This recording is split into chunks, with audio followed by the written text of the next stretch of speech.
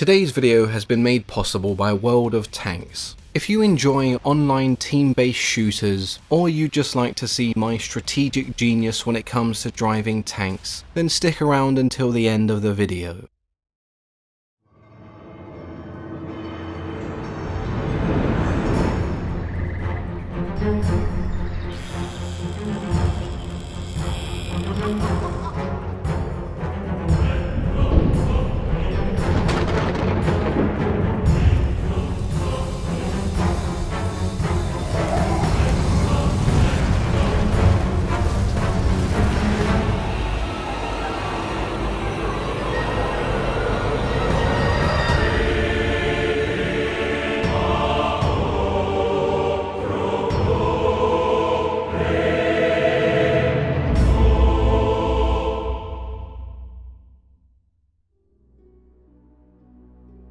When we think of angels, the images conjured are often quite similar. Radiant, winged figures with many human traits. We see this imagery in modern depictions as well as in classical art, so one would assume this is how they are described in biblical and ancient texts, but this is far from the truth. Angels take more of a spiritual form as opposed to a physical one. There is no real description of what an angel's true form is, but there are some descriptions of the bodies they assume. And be warned, they are very strange. So let's take a look at some of the different types of angels. In the 12th century, scholars divided all of the angels around God into categories based on a hierarchical system. In Christianity, this is sometimes referred to as the 3 spheres and the 9 orders of angels, because it describes a 3-tier system with 3 types of angels in each tier. Near the bottom of this hierarchy are the cherubim. The book of Ezekiel describes them as having 4 faces, each one representing something different. The lion represented wild animals. The ox, domesticated animals, the eagle, birds, and the human represented humanity.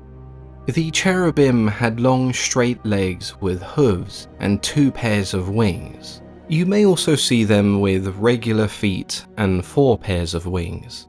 A much different appearance to the young plump cherubs we would associate with figures such as Cupid, that stem from Christian scholars such as Thomas Aquinas, who characterize them as having a burning love for God. The Hebrew Bible mentions the word cherubim almost 100 times, but their purpose is still fairly ambiguous. The general belief is that they exist to guard the Garden of Eden, especially the Tree of Life. The cherubim having numerous faces has this almost chimera feel, but the human face is more akin to a sphinx. Either way, there is something very unsettling about their appearance. The seraphim are a type of angel that appear in Christianity, Judaism, and Islam, but their importance varies. In Judaism, they are middle of the road, but in Christianity they assume the highest rank possible just under God. The book of Isaiah describes them as having 6 wings. Above it stood the seraphims, each one had 6 wings. With twain he covered his face, and with twain he covered his feet, and with twain he did fly. And one cried unto another, and said, Holy, holy, holy is the Lord of hosts, the whole earth is full of his glory. From this passage we gather that 2 of these 6 wings were used to cover their faces, 2 to cover their feet, and the last 2 were used to fly. The second passage describes them almost as cheerleaders who fly around the throne of God spreading his word. This description is not as detailed as the cherubim, so all we know for sure is that the seraphim were made up of mostly wings.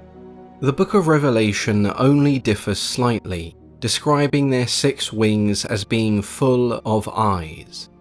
In Islam we see the term seraph, which is used to describe archangels who were born from celestial fire. Next we have the Thrones or the Ophanim. These are about as far from a traditional looking angel as one can get. In Christianity, the Ophanim were the entities that acted as chariots or transportation for the cherubim. They were giant interlocking wheels with wings and eyes that would reside in the part of the cosmos where material form began to shape. Like the seraphim, they would also chant God's glory whenever in His presence. The Book of Enoch describes them as the many-eyed ones, and places them in the same category of celestial being as the cherubim and seraphim. Their role here was much more than transportation. The Ophanim never sleep, and forever guard the throne of God. When Ezekiel has his vision of the great chariot, he describes all three of these angels as the guardians. But given the strange nature of what he's describing, some believe this was a hallucination. Others take Ezekiel's account as an encounter with UFOs, so no one really knows where they came from and why they look so strange.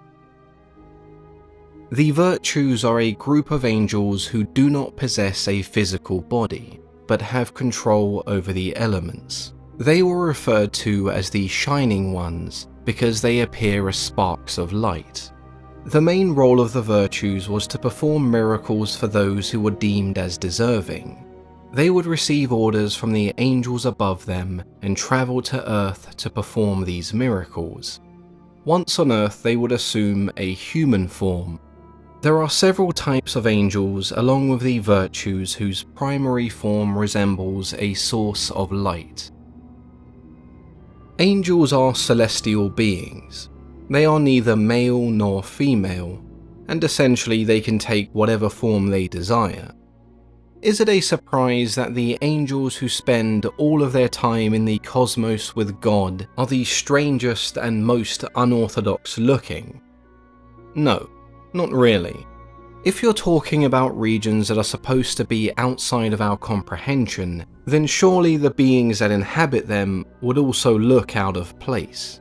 Even if that means they resemble something you'd expect to see in a Lovecraftian horror, or perhaps the writings of someone coming down off an acid trip.